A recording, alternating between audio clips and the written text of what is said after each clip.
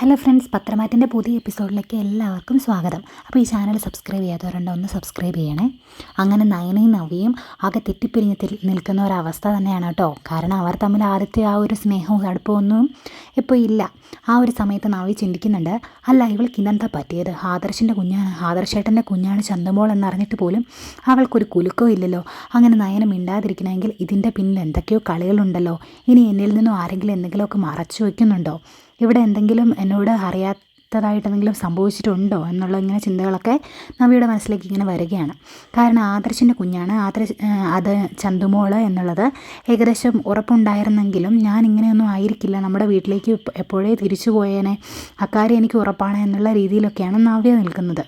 അങ്ങനെ നവ്യ ഇങ്ങനെ ചിന്തിച്ച് നിൽക്കുന്ന സമയത്താണ് അഭി അങ്ങോട്ട് വരുന്നത്. ആ സമയത്ത് അഭി നവ്യയോ ഇങ്ങനെ ഓരോന്ന് ആലോചിച്ച് നിൽക്കുന്നത് കണ്ടിട്ട് അഭി ഇങ്ങനെ ഒരു ടെൻഷനൊക്കെ ആവുന്നുണ്ട് കേട്ടോ. അല്ല ഇവളെന്താ ഒരു ആലോചനയായിട്ടൊക്കെ ഇങ്ങനെ നിൽക്കുന്നതെന്നിങ്ങനെ നോക്കിയിട്ട് ഇങ്ങനെ ചിന്തിച്ചിട്ട് നവ്യയുടെ അടുത്തോട്ട് ചെന്നിട്ട് എന്താ നവ്യ, എന്താ പറ്റിയത്, എന്താ നിനക്കൊരാലോചന എന്നൊക്കെ ഇങ്ങനെ ചോദിക്കുന്ന സമയത്ത് അത് പിന്നെ ഞാൻ ആ നയനെ ആദർശേട്ടനെയും കുറിച്ചാണ് ആലോചിച്ചത്. ആദർശേട്ടൻ്റെ കുഞ്ഞാണ് ചന്തുമോൾ എന്നറിഞ്ഞിട്ട് പോലും എൻ്റെ അനിയത്തി എന്താ ഇങ്ങനെ നിൽക്കുന്നത് എന്ന് എനിക്കറിയില്ല എന്നൊക്കെ ഇങ്ങനെ സങ്കടത്തോടു കൂടി പറയുന്നുണ്ട്. ആ സമയത്ത് അഭിക്കൊരു ആശ്വാസമൊക്കെ ആകുന്നുണ്ട്. ഓ ഇവൾ ഇതാണോ ആലോചിച്ചത് എന്നൊക്കെ ഇങ്ങനെ ചിന്തിക്കുകയാണ്. അപ്പോൾ അഭി പറയുന്നുണ്ട്, അത് നാണമെന്ന് പറയുന്ന ഒരു സാധനം നിൻ്റെ അനിയത്തിക്കില്ലല്ലോ, അതുകൊണ്ടാണ്. അല്ലെങ്കിൽ ഏതെങ്കിലും അന്തസ്സുള്ള ഭാര്യമാർ ഇങ്ങനെ നിൽക്കുമോ? അല്ലെങ്കിൽ നിൻ്റെ അനിയത്തിക്കും എന്തെങ്കിലും ആരുമായിട്ട് എന്തെങ്കിലും ബന്ധമൊക്കെ ഉണ്ടാകും, അല്ലാതെ ഇങ്ങനെയൊന്നും ആർക്കും അഡ്ജസ്റ്റ് ചെയ്ത് നിൽക്കാനായിട്ട് കഴിയില്ല. വലിയ മനസ്സിൻ്റെ ഉടമയാണ് നിൻ്റെ അനിയത്തി എന്ന് പറഞ്ഞാൽ ഞാനത് സമ്മതിച്ചു തരില്ല എന്നുള്ള രീതിയിലൊക്കെ ഇങ്ങനെ നയനെ ഇങ്ങനെ കുറ്റപ്പെടുത്തി ഇങ്ങനെ പറയാണ് അഭി. എൻ്റെ അനിയത്തി എന്തും പറഞ്ഞോ, പക്ഷേ മറ്റാരുമായി അടുപ്പമുണ്ട് എന്നുള്ള രീതിയിലൊന്നും പറഞ്ഞാൽ ഞാനത് സമ്മതിച്ചു തരില്ല. കാരണം അങ്ങനെയുള്ള വഴിയിലൂടെ സഞ്ചരിക്കില്ല അവൾ. എൻ്റെ അനിയത്തി അത് അങ്ങനെ നടക്കില്ല എന്നുള്ളത് എനിക്ക് 100% ഉറപ്പാണ് എന്നൊക്കെ ഇങ്ങനെ പറയുകയാണേ. എന്നിട്ട് പറയുന്നുണ്ട്, ഓ അല്ലെങ്കിലും നിൻ്റെ അനിയത്തിയെക്കുറിച്ച് നിൻ്റെ അമ്മയോ അച്ഛനെ കുറിച്ചോ പറഞ്ഞാൽ നിനക്കത് പിടിക്കില്ലല്ലോ. അതൊക്കെ പോട്ടെ, ഞാനിത് പറഞ്ഞത് തർക്കിക്കാനൊന്നും വന്നതല്ല. നീ ടെൻഷൻ അടിച്ച് നിൽക്കുന്നത് കണ്ടപ്പോൾ എനിക്ക് എന്തോ പോലെ തോന്നി, അതുകൊണ്ടാണ് ഞാൻ നിൻ്റെ അടുത്തേക്ക് വന്നത്. നീ ആവശ്യമില്ലാത്ത ചിന്തകളൊന്നും തലയിൽ കയറ്റി വെക്കണ്ട. നീ കുഞ്ഞിനെ പോയി നോക്കുക, അല്ലെങ്കിൽ അവനെ നല്ല ആരോഗ്യത്തോടെ നമുക്ക് വളർത്തണം എന്നൊക്കെ ഇങ്ങനെ പറഞ്ഞിട്ട് നവ്യ ചേർത്ത് സോപ്പിടാൻ വേണ്ടിയിട്ട് ഇങ്ങനെ ചേർത്ത് പിടിക്കുകയാണ്. ആ സമയത്ത് നവ്യ പറയുന്നുണ്ട്, നിൻ്റെ ഈ സ്നേഹമാണ് ഇപ്പോൾ എൻ്റെ ബലം. കാരണം എൻ്റെ അനിയത്തി പോലും എന്നെ ഇപ്പോൾ എൻ്റെ അടുത്തിങ്ങനെ വരികയോ എൻ്റെ കുഞ്ഞിനെ താലോലിക്കുകയോ ഒന്നും ചെയ്യുന്നില്ല. പ്രസവം കഴിഞ്ഞ് നിന്നെക്കുറിച്ചുള്ള ആലോചനയും ടെൻഷനും ആയിരുന്നു എനിക്കുണ്ടായിരുന്നത്, പക്ഷേ നേരെ മറിച്ചാണ് സംഭവിച്ചത് എന്നൊക്കെ ഇങ്ങനെ പറയുകയാണ്. അപ്പോൾ ആ സമയത്ത് അഭി പറയുന്നുണ്ട്, നീ അതൊന്നും കൊണ്ട് വിഷമിക്കണ്ട, കാരണം ഞാനുണ്ടല്ലോ, നമ്മുടെ മകനും നിനക്കും കൂട്ടായിട്ട് ഞാനുണ്ടല്ലോ എന്നുള്ള രീതിയിലൊക്കെ അഭിനയിച്ചിട്ട് ഇങ്ങനെ ഓരോന്നിങ്ങനെ പറഞ്ഞിട്ട് നവ്യയുടെ മുന്നിൽ ആ ഒരു വിശ്വാസം ഇങ്ങനെ പിടിച്ചു വാങ്ങുകയാണ് കേട്ടോ. അങ്ങനെ പിന്നീട് അഭി അവിടെ നിന്ന് ഇങ്ങനെ പോകുന്നുണ്ട്.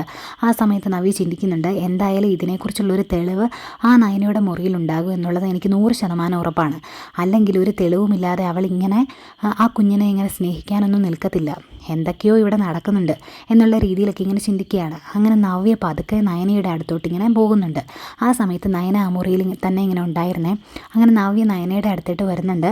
എന്നിട്ട് എന്താ മോളെ, നിനക്ക് പറഞ്ഞിട്ട് മനസ്സിലാവാത്തത്? ആദർശേട്ടൻ്റെ കുഞ്ഞാണ് ചന്തുമോൾ എന്നുള്ളത് എല്ലാവരും പറഞ്ഞു നടക്കുന്നുണ്ടല്ലോ, എന്നിട്ടും നിനക്കെന്താ അതൊരു കൂസലും ഇല്ലാത്തത്? നീ അതും അംഗീകരിച്ച് ഇങ്ങനെ കൊടുത്തോ? നീ വലിയ ത്യാഗിയൊക്കെ തന്നെയാണ്, പക്ഷേ ഇത്തരത്തിലുള്ളതൊന്നും അംഗീകരിച്ച് കൊടുക്കല്ലേ മോളെ എന്നൊക്കെ ഇങ്ങനെ പറയാണ്. അപ്പോൾ ആ സമയത്ത് നയന പറയുന്നുണ്ട്, ചേച്ചി എനിക്കറിയാമല്ലോ, എന്താ പിന്നെ നടക്കുന്നതിൽ എന്തെങ്കിലും സത്യമുണ്ട് എന്നുണ്ടെങ്കിൽ ഞാൻ അതനുസരിച്ച് ഞാൻ പ്രതികരിക്കുകയൊക്കെ ചെയ്തേനെ. ചേച്ചിക്ക് എന്നെക്കുറിച്ച് ശരിക്കും അറിയാമല്ലോ, അപ്പം ഒന്നും കാണാതെ ഞാനിങ്ങനെ സ്നേഹിച്ച് പിടിച്ച് നിൽക്കില്ല എന്നുള്ളത് ചേച്ചിക്ക് ഉറപ്പല്ലേ എന്നൊക്കെ ഇങ്ങനെ പറയുന്ന സമയത്ത് അതെനിക്ക് ഉറപ്പാണ്, പക്ഷേ നിൻ്റെ ഇത്തരത്തിലുള്ള ഈ ഒരു സ്വഭാവം എനിക്ക് ഒട്ടും ഇഷ്ടപ്പെടുന്നില്ല. പ്രത്യേകിച്ച് ഞാൻ എൻ്റെ കുഞ്ഞുമായിട്ട് വന്നിട്ട് അതിനെ അംഗീകരിക്കുകയോ അതിനെ എടുക്കുകയോ സ്നേഹിക്കുകയോ ഒന്നും ചെയ്യുന്നില്ല. നിനക്കിപ്പോൾ വലുത് ഈ കൊച്ചാണല്ലോ, അതൊക്കെ കാണുമ്പോഴാണ് എനിക്ക് ആകെ ദേഷ്യം വരുന്നത് എന്നൊക്കെ ഇങ്ങനെ പറയാണ്. ആ സമയത്ത് ഒരു കാര്യം കാണാതെ ഞാൻ അത് ചെയ്യില്ലല്ലോ ചേച്ചി, എന്തെങ്കിലും സത്യം ഉണ്ടെങ്കിലല്ലേ ന്യായത്തിൻ്റെ കൂടെയല്ലേ ഞാൻ നിൽക്കത്തുള്ളൂ എന്നൊക്കെ ഇങ്ങനെ എന്നുള്ള രീതിയിലൊക്കെ ഇങ്ങനെ നയന പറയുന്നുണ്ട്. അങ്ങനെ പിന്നീട് ഇനി ചേച്ചി അതിനെക്കുറിച്ചൊന്നും ആലോചിച്ച് നിൽക്കണ്ട. ചേച്ചീൻ്റെ കുഞ്ഞിൻ്റെ കാര്യത്തെക്കുറിച്ച് ഇപ്പോൾ ആലോചിക്കാനും ചിന്തിക്കാനും ഒരുപാടുണ്ടല്ലോ എന്നുള്ള രീതിയിലൊക്കെ ഇങ്ങനെ നയന പറഞ്ഞിട്ട് നയന അവിടെ നിന്ന് പോവുകയാണ്. ആ സമയത്ത് ചിന്തിക്കുന്നുണ്ട്, ഇവൾ എന്തൊക്കെയോ എന്നിൽ നിന്ന് മറച്ചു പിടിക്കുന്നുണ്ട്, അതെനിക്ക് 100% ഉറപ്പാണ്. അന്ന് കരൾ കൊടുത്തു എന്ന് പറഞ്ഞ സമയത്ത് ഇവളെ പിടിച്ചെൻ്റെ മുന്നിൽ പിടിച്ച് നിന്നതുപോലെ തന്നെ ഇപ്പോൾ ഓരോന്ന് പറഞ്ഞിങ്ങനെ പിടിച്ചു നിൽക്കുകയാണ് എന്നൊക്കെ ഇങ്ങനെ ഇവിടെ ചിന്തിക്കുന്നുണ്ട്. എന്തെങ്കിലും ഒരു തെളിവ് ഇവളുടെ റൂമിൽ തന്നെ കിട്ടാതിരിക്കില്ല എന്നൊക്കെ ഇങ്ങനെ പറയാണ്. അങ്ങനെ ചിന്തിക്കുകയാണ്. എന്നിട്ട് നയന പോയ ആ ഒരു തക്കം നോക്കിയിട്ട് നവ്യ നയനയുടെ മുറിയിലൊക്കെ ഇങ്ങനെ കയറിയിട്ട് ആ മുറിയിലെ ഉള്ള സാധനങ്ങളെല്ലാം ഇങ്ങനെ എടുത്ത് ആ സമയത്ത് ഇങ്ങനെ ഷെൽഫും കാര്യങ്ങളൊക്കെ ഇങ്ങനെ തുറന്നു നോക്കുകയാണ്. എല്ലായിടത്തും പരതി നോക്കുന്നുണ്ട്. ആ സമയത്ത് ഒന്നും തന്നെ കാണാൻ പറ്റുന്നില്ല. അങ്ങനെ പിന്നെ തിരികെ പോകാൻ നിൽക്കുന്ന സമയത്താണ് അവിടെ ആ ഒരു താഴെയുള്ള ഷെൽഫിൽ നവ്യ കാണുന്നത്. അങ്ങനെ നവ്യ ആ ഷെൽഫ് തുറന്ന് നോക്കുന്ന സമയത്താണ് അതിൽ കുറേ റിസൾട്ടുകളും ഡോക്ടറുടെ ആ ഒരു കുറിപ്പുകളും ഒക്കെ ഇങ്ങനെ കാണുന്നത്. അങ്ങനെ അതെടുത്ത് നോക്കുന്ന സമയത്ത് DNA ടെസ്റ്റിൻ്റെ ഒരു റിസൾട്ടും ഇങ്ങനെ ആ ഒരു കവറിൽ നിന്ന് കിട്ടുന്നു നവ്യയ്ക്ക്. അങ്ങനെ നവ്യ അത് ഓപ്പൺ ചെയ്തിങ്ങനെ നോക്കുകയാണ്. ഓപ്പൺ ചെയ്ത് നോക്കുന്ന സമയത്ത് നവ്യയാണെങ്കിൽ അതിൽ അബിയുടെ പേരിങ്ങനെ കണ്ടിട്ട് ആകെ ഞെട്ടിത്തരിച്ച് നിൽക്കുകയാണ്.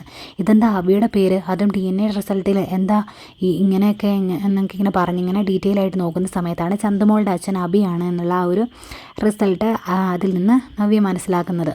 അങ്ങനെ ആകെ എന്ത് ചെയ്യണമെന്നറിയാൻ പറ്റാത്ത അവസ്ഥയിലാണ് നവ്യ നിൽക്കുന്നത്. വെറുതെ അല്ല എൻ്റെ അനിയത്തി ഒന്നും പറയാതെ സ്വന്തം ആദർശേട്ടൻ്റെ മകളാണ് എന്നിങ്ങനെ പറഞ്ഞിട്ട് പിടിച്ചു നിൽക്കുന്നത്. കാരണം ഞാൻ സുഖമായിട്ട് ജീവിച്ചോട്ടെ എന്ന് കരുതിയിട്ടാണ് എൻ്റെ അനിയത്തി ഇങ്ങനെയൊക്കെ ചെയ്തത്. ഇതൊന്നും എനിക്ക് സഹിക്കാൻ പറ്റുന്ന കാര്യമല്ല. അബി എന്നെ ചതിക്കുമായിരുന്നല്ലേ, ഓരോ നാടകങ്ങളും കളിച്ചിട്ട് എൻ്റെ വിശ്വാസം പിടിച്ചു പറ്റാനും എല്ലാവരുടെയും മുന്നിൽ നല്ല ഉള്ള ചമയാനുമാണല്ലേ ഇങ്ങനെ അവൻ അഭിനയിച്ച് നിൽക്കുന്നത്. അന്നേ എൻ്റെ അനിയത്തി എന്നോട് പറഞ്ഞതാണ് അബി ഒന്നും കാണാതെ ആരെയും സ്നേഹിക്കത്തില്ല. പക്ഷെ ഞാനതൊന്നും വിശ്വസിച്ചിട്ടില്ല. അവനൊരു ദ്രോഹി തന്നെയാണ്, അവനെ ഞാൻ വെറുതെ വിടില്ല എന്നൊക്കെ ഇങ്ങനെ സമനില തെറ്റിയിട്ട് ഇങ്ങനെ ഓരോന്നിങ്ങനെ പറഞ്ഞ് ദേഷ്യത്തോടുകൂടി നിൽക്കുകയാണ് കേട്ടോ നവ്യ. അപ്പോൾ ഇന്നത്തെ എപ്പിസോഡ് ഇത്രയേ ഉള്ളൂ. അപ്പോൾ ഈ ചാനൽ ഇഷ്ടപ്പെട്ടാൽ സബ്സ്ക്രൈബ് ചെയ്യാനും അതുപോലെ ലൈക്ക് ചെയ്യാനും മറക്കരുത്. അപ്പോൾ ഓക്കെ, ബൈ ബൈ.